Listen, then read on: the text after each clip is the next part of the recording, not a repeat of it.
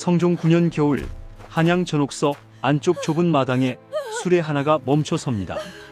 수레 안에는 양반집 안방에서 물건을 훔치다 붙잡힌 30살 안팎의 여인이 두 손이 곤장에 묶인 채 웅크리고 앉아 있습니다. 얼어붙은 숨을 내쉬며 내려선 여인의 눈앞에는 회색 담장이 둥글게 둘러져 있고 그 안쪽으로 낮고 어두운 작은 집들이 옹기종기 붙어 있습니다.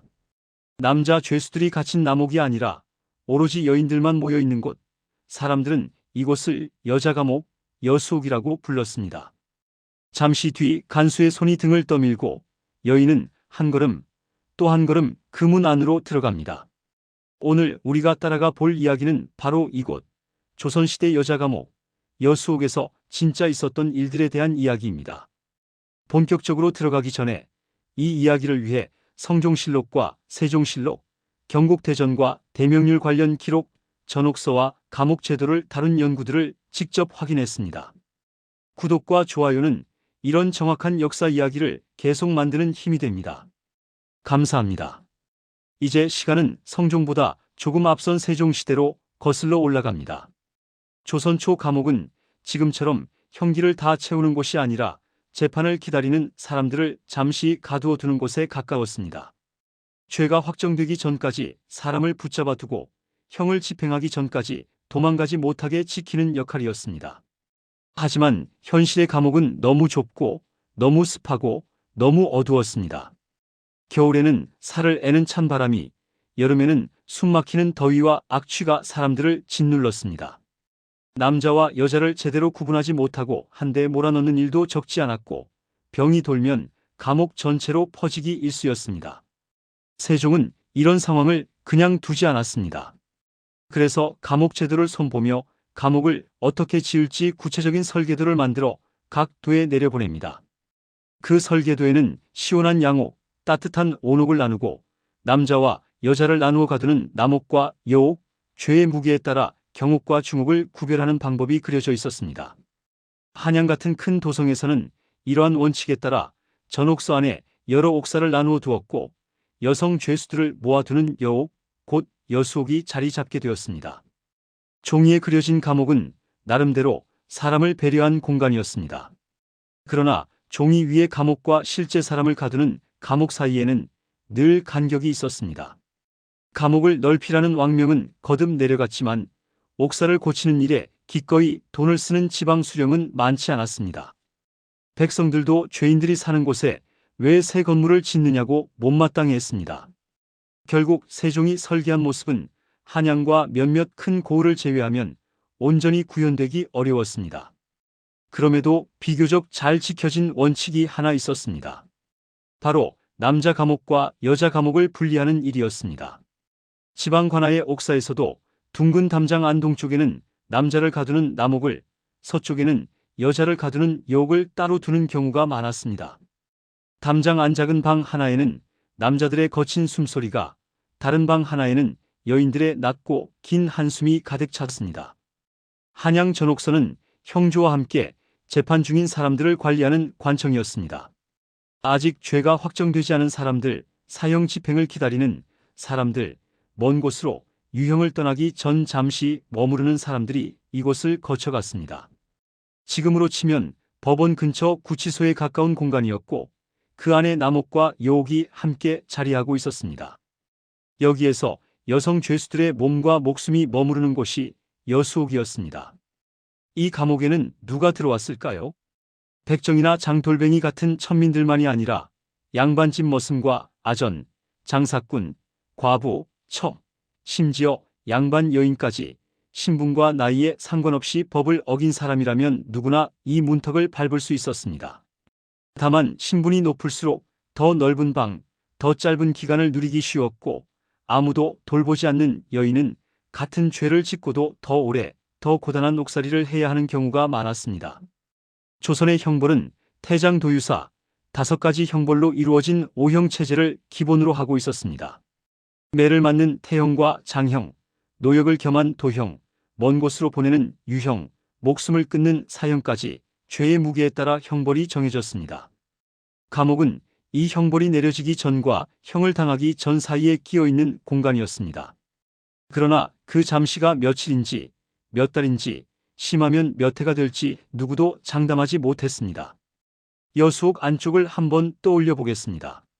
낮은 대청마루 밑으로는 축축한 흙냄새가 올라오고 방 안에서는 젖은 솜니불에서 풍기는 눅진한 냄새가 퍼져 있습니다. 한쪽에서는 기침 소리가 이어지고 다른 한쪽에서는 아이를 잃은 듯 밤마다 흐느끼는 숨소리가 들립니다. 머리를 대충 틀어올린 여인들 사이로 아직 옷자락이 덜 해진 신참 한 명이 어색한 발걸음을 떼고 서 있습니다. 성종 9년 겨울 방금 여수옥 문을 넘은 그 여인도 그런 신참 가운데 하나였습니다. 그녀는 아직 생각합니다. 자신을 기다리는 것은 관아의 문초와 곤장 그리고 왕의 이름으로 내려지는 형벌뿐이라고 말입니다. 그러나 여수옥의 문을 넘는 순간부터 그녀를 맞이하는 것은 법전이 아니라 이곳에서 오래 버틴 여인들의 눈빛과 이 안에서만 통하는 또 다른 법이었습니다. 조선시대 여자 감옥 여수옥에서 진짜 벌어졌던 일들은 바로 이 지점에서 시작됩니다. 문은 이미 닫혔고 바깥의 세상과 여인의 사이를 가르는 두꺼운 문짝이 서로 맞물리며 둔탁한 소리를 냈습니다.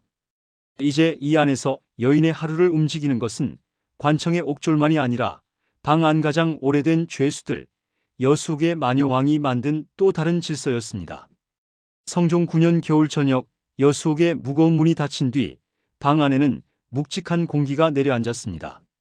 조선시대 여자 감옥 여수옥의 문턱을 넘은 신참 금비는 이제 관아의 법이 아니라 이곳 죄수들만의 법 앞에 서게 되었습니다.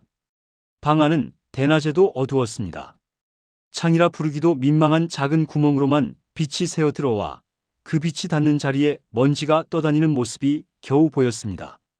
몇몇 여인들이 다리를 껴안고 앉은 채 신참을 훑어보고 있을 때 벽에 기대 있던 한 여인이 천천히 등을 펴고 일어섰습니다. 신참이냐? 그녀는 관원이 아니었습니다. 그러나 이 방 안에서 누가 어디에 앉고 누구에게 밥이 먼저 돌아가는지를 정하는 사람, 여수옥의 고참 죄수였습니다. 사람들은 남자 감옥에 그런 존재를 마왕이라 부르고 여자 감옥에서는 마녀왕이라고 부르곤 했습니다. 관직도 비단도 없었지만 이 작은 감옥 안에서만큼은 여수옥의 또 다른 주인이었습니다. 마녀왕 곁에는 두세 명의 여인이 그림자처럼 서 있었습니다. 이들은 심부름을 도맡아 하는 오른팔이자 때로는 마녀왕의 입과 손이 되어 움직이는 사람들이었습니다. 사람들은 이들을 두고 영주라고 불렀습니다. 사식이 들어올 때, 새옷이 들어올 때, 잠자리를 나눌 때마다 마녀왕과 영주들이 먼저 움직였습니다. 감옥 안에 감옥, 관청 안에 또 다른 작은 관청이 하나 더 있는 셈이었습니다. 신참 금비는 아직 아무것도 모른 채 서 있었습니다. 그녀는 관아에서 형벌만 받고 나가면 될 줄 알았지만 여수옥의 첫날은 그렇게 시작되지 않았습니다.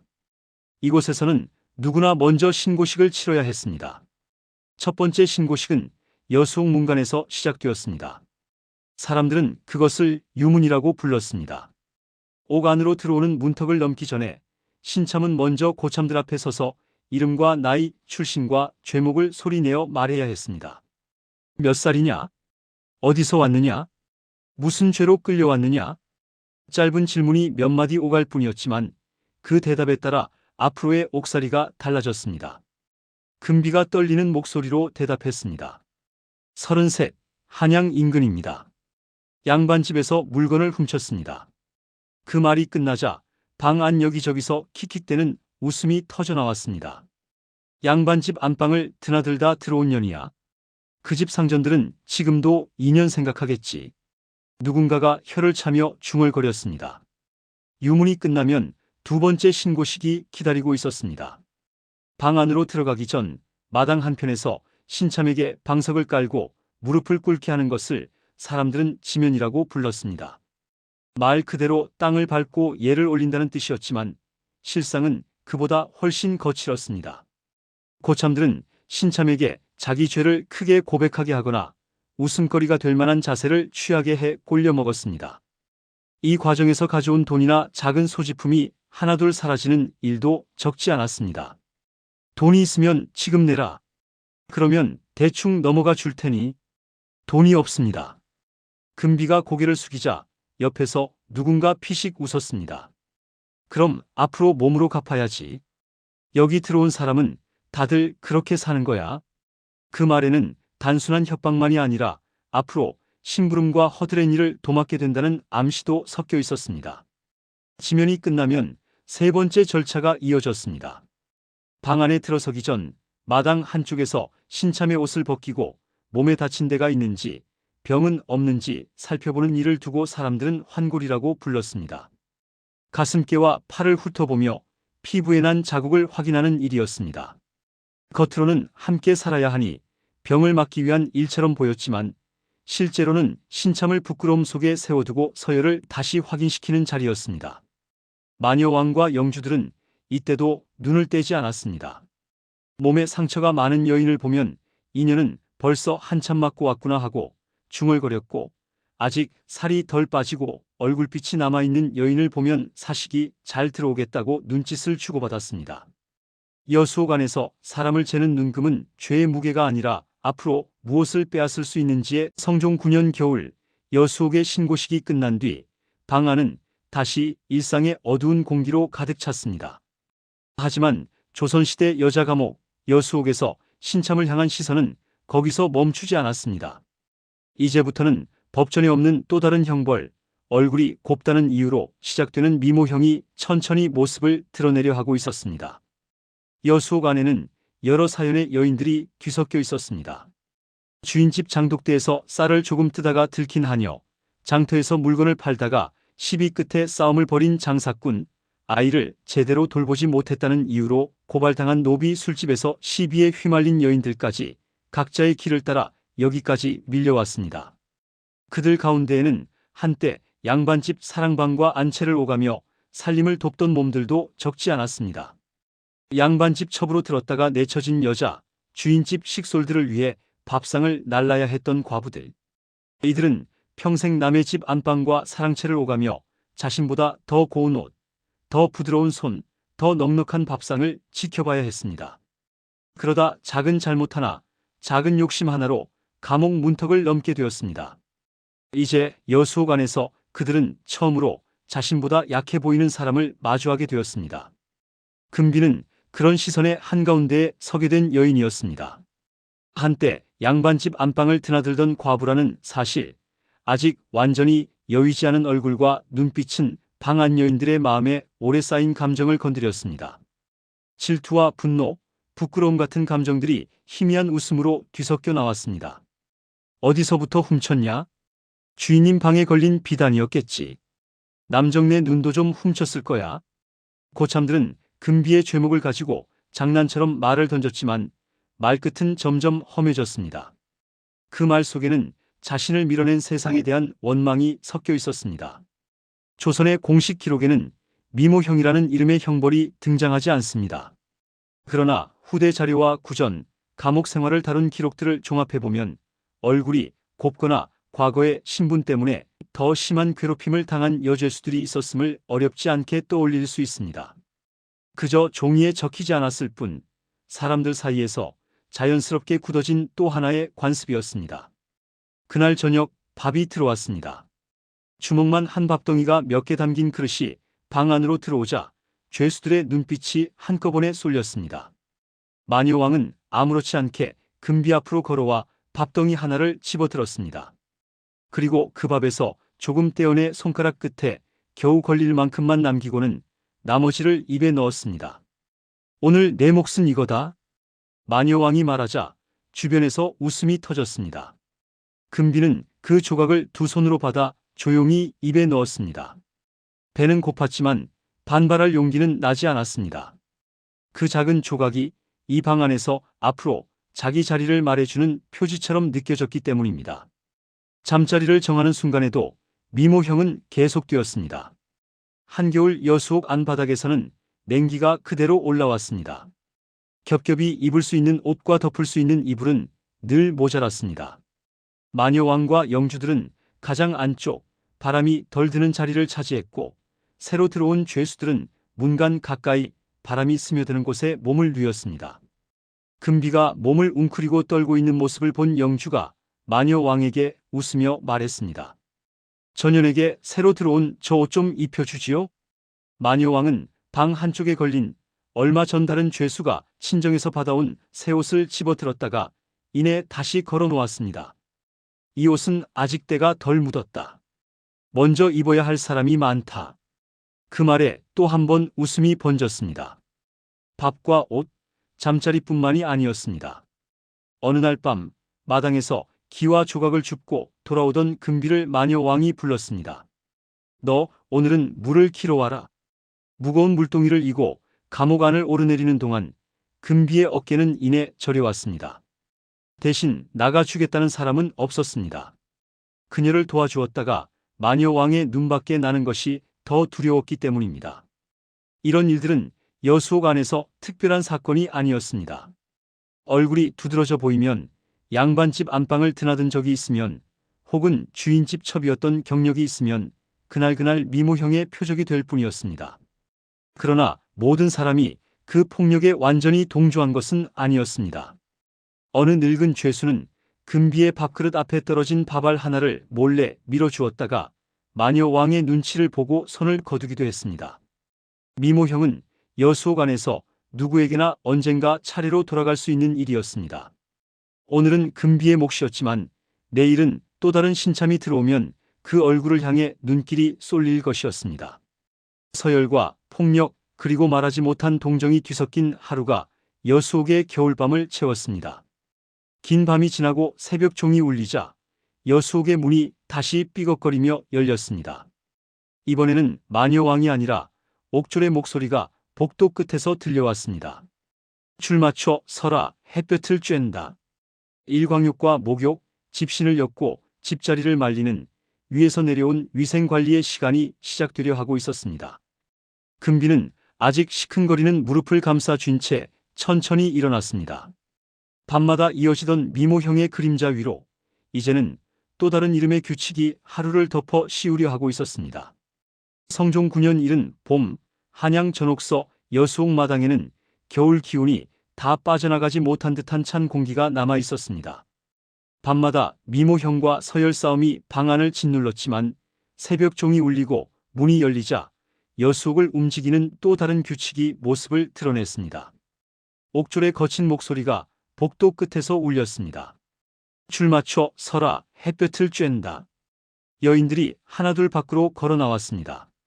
좁은 마당 한가운데 겨우 햇빛이 닿는 자리로 줄이 길게 늘어섰습니다. 맨발로 흙바닥을 디딘 발에는 차가운 기운이 올라왔고 어깨 너머로는 다른 여인의 숨결이 느껴졌습니다. 조선의 감옥 제도에는 죄수들에게 바깥 공기를 쐬게 하고 햇볕을 받게 하라는 규정이 있었습니다. 여름철에는 물을 끼얹어 몸을 씻게 하고 글자 그대로 한 달에 한 번쯤은 머리를 감게 하라는 지침도 내려져 있었습니다. 습한 방 안에만 두면 몸이 썩고 전염병이 돌기 쉬웠기 때문입니다. 하지만 종이에 적힌 조항과 여수옥 마당에 줄을 선 여인들의 모습 사이에는 거리가 있었습니다. 좁은 마당에 사람 수는 많고 햇볕이 닿는 자리는 한정되어 있었습니다. 누군가는 팔꿈치로 옆 사람을 밀어내며 한 걸음 더 앞으로 나아갔고 누군가는 그 뒤에서 조용히 서서 마른 먼지 냄새만 들이마시고 있었습니다. 금비도 줄 한가운데 서 있었습니다. 얼마 전까지 밥과 옷을 덜 받던 탓에 볼살은 눈에 띄게 꺼졌습니다. 그럼에도 햇빛이 얼굴에 닿자 잠시 눈을 감았다 뜨며 숨을 고르듯 숨을 내쉬었습니다. 앞줄에서 누군가 툴툴거리는 소리가 들렸습니다. 좋을 것도 없다, 이 햇볕이. 그래도 이때 아니면 바깥 공기 언제 마셔보겠느냐? 또 다른 죄수가 대꾸했습니다. 짧은 대화 속에 이들의 마음이 고스란히 묻어났습니다. 위에서 보면 건강을 위한 일과였지만 여수옥 안에서는 그마저도 하루 중 유일하게 하늘을 올려다볼 수 있는 시간이었습니다. 일광욕이 끝나면 곧바로 노동이 이어졌습니다. 감옥에서는 점심이 나오지 않았기 때문에 여인들은 낮 동안 손을 놀려야 했습니다. 여수옥에서 가장 많이 한 일은 집신을 엮는 일이었습니다. 방 안으로 들어온 여인들은 볏짚과 삼주를 나눠받았습니다.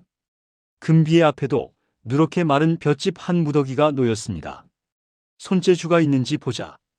영주가 퉁명스럽게 말했습니다. 금비는 양반집에서 바느질을 도우던 기억을 떠올리며 조심스레 짚을 꼬기 시작했습니다. 집신을 엮는 일은 보기보다 손이 많이 갔습니다. 짚이 손마디를 긁고 굳은 살이 박히지 않은 손등에는 금세 잔 상처가 생겼습니다.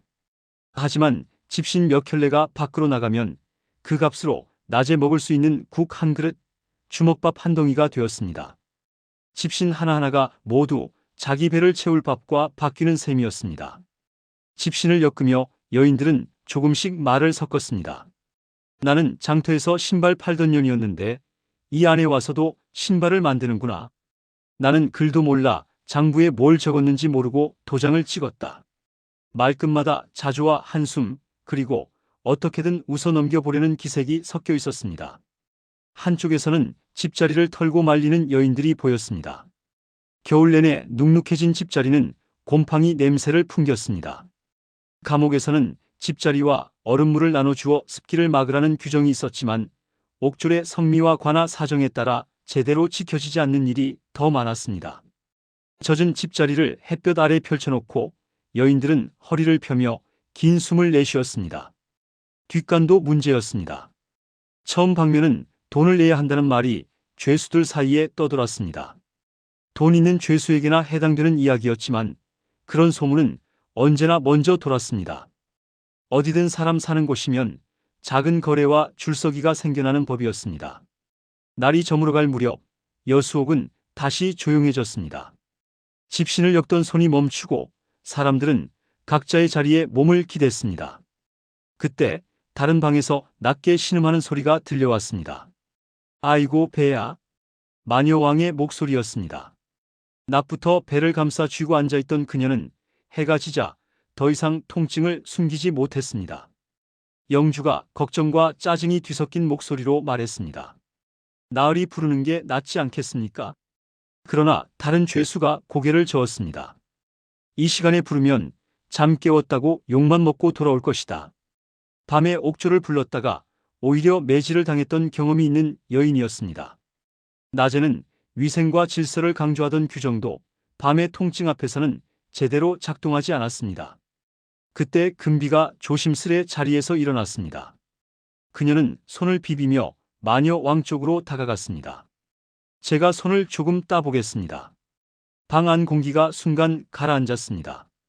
영주가 눈살을 찌푸리며 물었습니다. 내가 뭘 안다고 나서느냐? 시어머니께 배운 것이 있습니다. 배가 아플 때 손끝을 조금 따주면 숨이 돌 때가 있었습니다. 마녀왕은 신음을 삼키며 금비를 올려다보았습니다. 평소 같으면 호통부터 쳤겠지만 그럴 힘조차 남지 않은 얼굴이었습니다. 바늘은 있느냐? 예전에 제 면신할 때 찌르려고 챙겨둔 것이 있습니다. 영주가 툇마루 아래를 뒤져 천 조각에 쌓인 작은 바늘을 꺼냈습니다. 장난과 괴롭힘을 위해 준비해 두었던 바늘이 이날만큼은 다른 일을 위해 쓰이게 되었습니다. 금비는 마녀왕의 손을 부드럽게 잡았습니다. 굳은 살이 박인 손마디와 도드라진 핏줄이 손끝에 닿았습니다. 금비는 가장 볼록하게 솟은 곳을 골라 조심스레 바늘을 댔습니다. 작은 피 한 방울이 솟자 마녀왕은 짧게 숨을 내쉬었습니다. 잠시 뒤 그녀의 얼굴에 조금씩 안도가 스며들었습니다. 조금 나아지는 것 같다. 마녀왕이 낮게 중얼거렸습니다. 방 안에 있던 여인들도 함께 숨을 내쉬었습니다. 얼마 지나지 않아 마녀왕은 마치 혼잣말 하듯 자신의 사연을 조금 꺼냈습니다. 나도 예전엔 사람 구실하고 살 줄 알았다. 얕은 웃음 뒤로 오래된 기억이 비쳤습니다. 가난한 호랍이 하나와 살림을 합치기로 했지. 정한 술이라도 떠놓고 혼례를 치르려 했는데 그 술값 한 번을 감당할 돈이 없었다. 그래서 남의 창고에 손을 댔고 그 한 번이 이곳 여수옥까지 이어졌다는 짧은 고백이 이어졌습니다. 마녀왕은 금비를 향해 고개를 끄덕였습니다. 내가 오늘 도와준 건 잊지 않겠다. 면신할 때 덜 아프게 찌르마. 농담인지 진담인지 모를 말에 방 안에 작은 웃음이 번졌습니다. 얼마 전까지 미모형의 표적이던 금비와 마녀왕 사이에 얇지만 분명한 다리가 하나 놓이는 순간이었습니다. 그러나 금비의 얼굴에는 다른 기색도 배어 있었습니다. 며칠 전부터 속이 메스꺼워 밥을 제대로 삼키지 못했고 머리가 어지러웠습니다. 집신을 엮다 말고 마당에서 서 있다 말고 금세 몸이 가라앉는 느낌이었습니다. 그 모습을 눈여겨보던 여수옥의 여인들이 서로 눈빛을 주고받았습니다. 혹시 누군가가 아주 작게 속삭였습니다.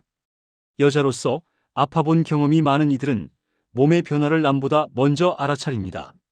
마녀왕도 어둠 속에서 금비를 힐끗 바라보았습니다. 가슴께를 조심스레 눌러쥐는 손, 조심스레 숨을 고르는 모습이 눈에 들어왔습니다. 금비야. 마녀왕이 낮게 불렀습니다. 요 며칠 속이 자주 뒤집히느냐? 금비는 순간 눈을 들었다가 이내 고개를 숙였습니다.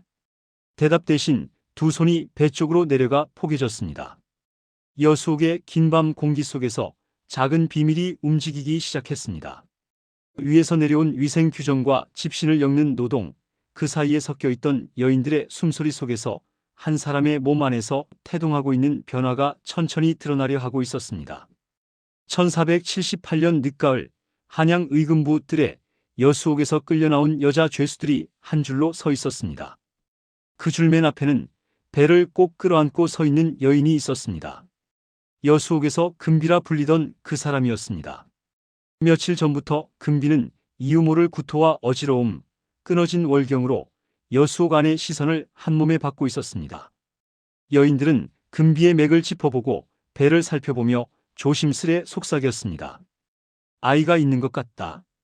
그날 밤 여수옥 방 안에는 긴 정적이 흘렀습니다.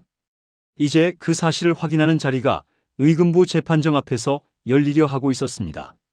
사또 앞에 선 금비를 뒤로 하고 여수옥의 여자 죄수들이 마루 아래에 무릎을 꿇었습니다. 나으리, 저 여인 몸에 피부치가 있어옵니다. 단 한 번만 살펴주시옵소서.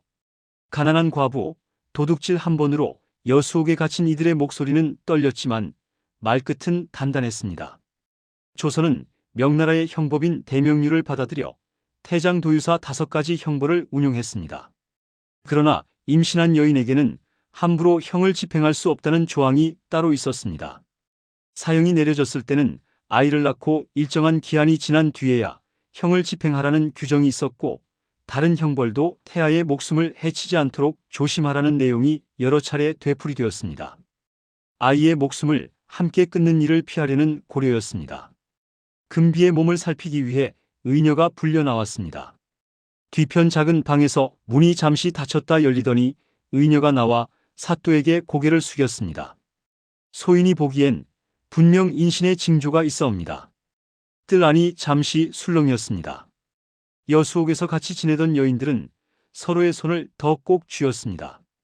임신한 죄수에게 형벌을 미루는 규정은 겉으로만 보면 자비롭고 합리적인 장치처럼 보입니다. 실제로 감옥에서 죄수가 굶거나 병들어 죽으면 옥리를 다그치고 문책했다는 기록도 남아 있습니다. 감옥은 판결을 기다리는 곳이지 판결 없이 사람을 죽이는 곳이 되어서는 안 된다는 생각이었습니다. 하지만 현실의 여수옥에서 임신한 여인의 몸은 또 다른 의미를 지니고 있었습니다.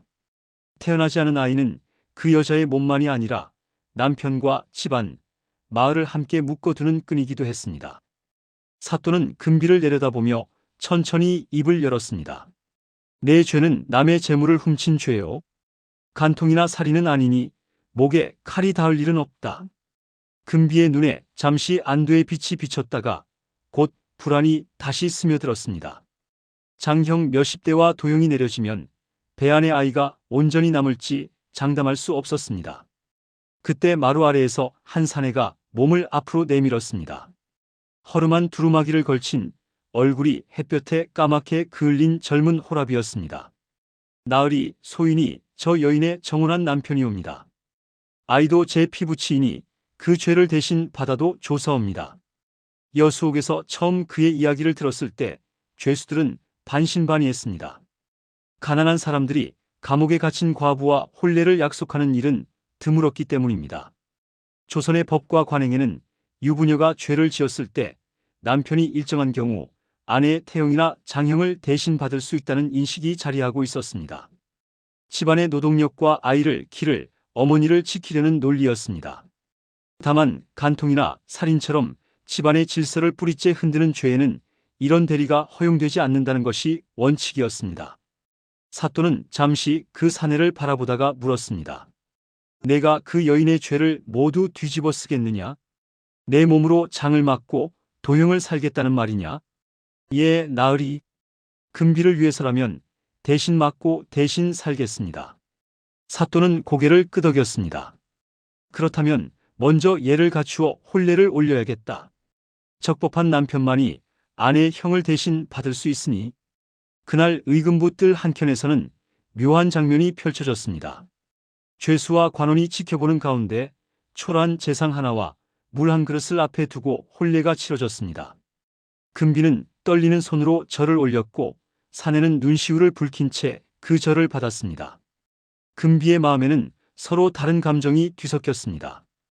여수옥 문 밖으로 나갈 수 있다는 안도와 앞으로의 삶이 한 사람과 다시 묶인다는 두려움이 함께 올라왔습니다. 혼례가 끝나자 사또는 판결을 내렸습니다. 금비는 그 죄를 면하고 풀어준다. 다시는 남의 재물을 탐하지 말지니라. 조갑은 장백대의 도형 3년을 더하여 그 죄를 대신 갚을지니라. 뜰 안에는 안도의 숨과 깊은 한숨이 함께 흘렀습니다. 여수옥에서 지켜보던 여인들은 금비를 부둥켜 안고 울었습니다.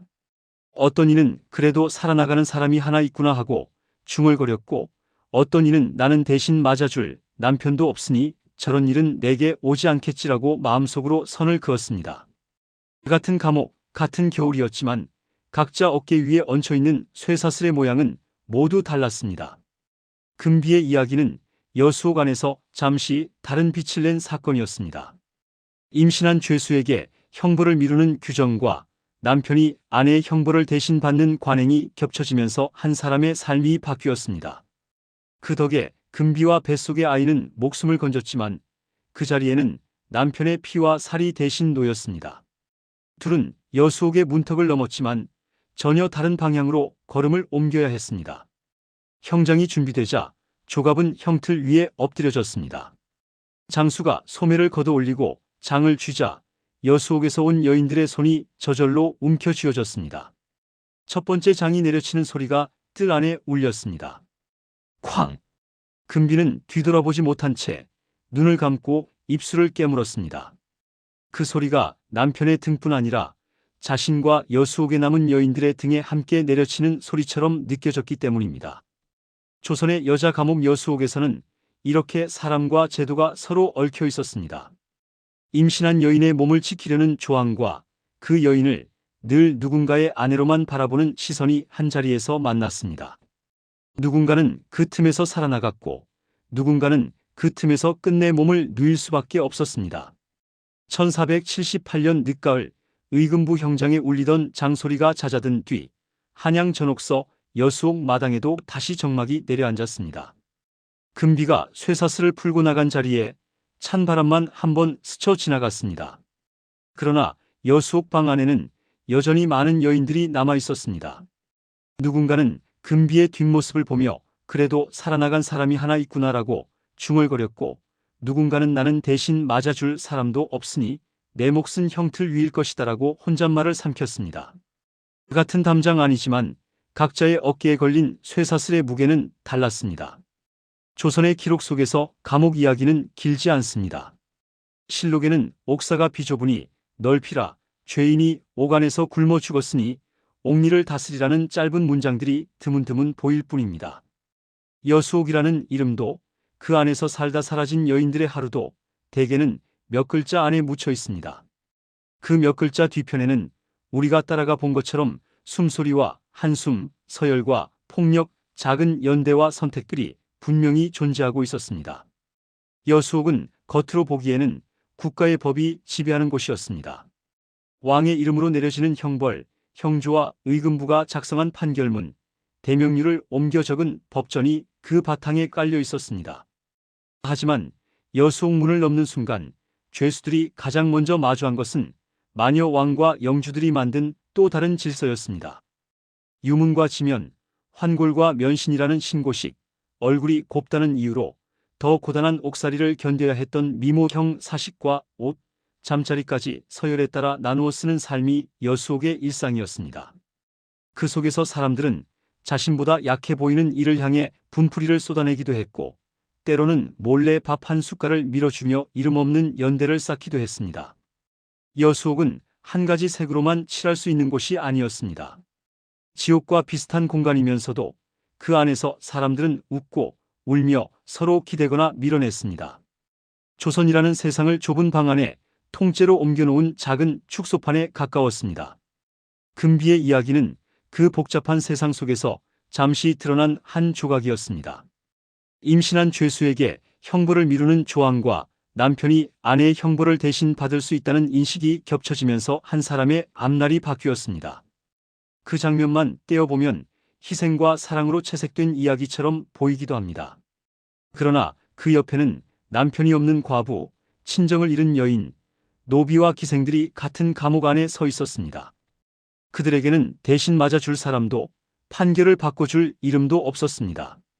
세월이 흐르며 전옥서의 자리는 바뀌고 담장은 허물어지고 새로운 건물이 그 자리를 채웠습니다. 여수옥을 기억하던 사람들은 하나 둘 세상을 떠났고 그들이 겪었던 신고식과 미모형, 집신과 일광욕의 하루는 종이 위에 거의 남지 않았습니다. 남아있는 것은 짧은 기록 몇 줄과 그 사이를 메우려는 후대의 눈길 뿐입니다. 감옥이라는 공간을 들여다보면 법과 현실 사이에는 언제나 간격이 생깁니다. 종이에 적힌 규정과 그 규정을 따라야 하는 사람들의 삶 사이에는 늘 어딘가 빈틈이 있습니다. 여수옥에서는 그 빈틈을 여인들의 몸과 마음이 대신 채우고 있었습니다. 여수옥 담장 안에서 하루를 버티던 여인들을 떠올려보면 아주 먼 옛날 이야기로만 느끼기도 어렵습니다. 이름이 기록되지 않았다는 이유로, 얼굴을 볼 수 없다는 이유로 그들의 이야기가 가벼워지는 것은 아닙니다. 다만 우리는 그들의 이름을 부를 기회를 거의 남겨두지 않았을 뿐입니다. 조선시대 여자 감옥 여수옥의 문은 오래전에 사라졌습니다. 하지만 그 문턱을 넘었던 이름 없는 여자들의 이야기는 아직 완전히 끝난 것 같지 않습니다. 한 감옥의 하루를 따라가다 보면 자연스럽게 이런 질문이 떠오릅니다. 그 시대 여수옥 안에서 금비와 같은 자리에 서 있었다면 나는 어떤 선택을 할 수 있었을까? 오늘 이야기는 여기까지입니다. 이 영상이 좋았다면 구독과 좋아요, 알림 설정이 한국역사관을 계속 만들 힘이 됩니다. 댓글로 오늘 가장 인상 깊었던 장면과 다음에 다뤘으면 하는 주제를 한 가지 남겨주세요. 감사합니다. 늘 건강하세요. 한국역사관이었습니다.